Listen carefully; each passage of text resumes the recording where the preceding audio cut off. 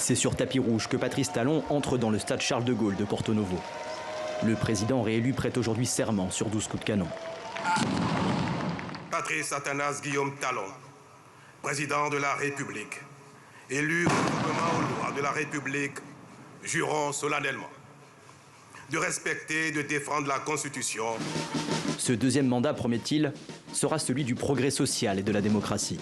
Notre engagement commun sera d'œuvrer à consolider la démocratie et les libertés, puis instaurer durablement la bonne gouvernance, gage de réalisation de toutes nos ambitions.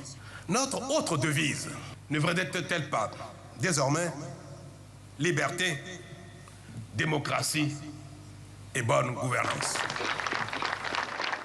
Le chef de l'État n'a pas précisé comment il comptait renforcer la démocratie.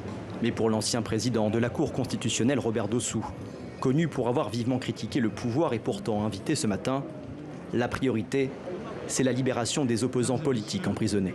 En matière de système juridique et de système judiciaire, j'ai beaucoup de critiques à faire et il y a des efforts à faire dessus. J'espère que ceux qui sont arrêtés seront libérés et que désormais la justice se fondera sur des preuves avérées. Une centaine d'opposants est actuellement emprisonnée, accusés d'avoir tenté de déstabiliser le pays, notamment lors des violences préélectorales qui ont secoué le centre et le nord du Bénin début avril.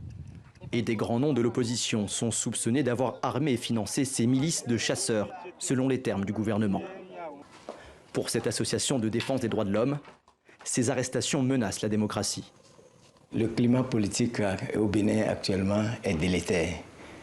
Il est un climat de peur et un climat de terreur. Parce que dès que tu oses parler, tout de suite, tu es identifié. Identifié et arrêté, parfois seulement à titre préventif et sans preuve. Aujourd'hui, Patrice Talon a prononcé un discours d'unité, mais continue de promettre la plus grande fermeté à l'égard de ceux, dit-il, qui ont voulu déstabiliser le pays.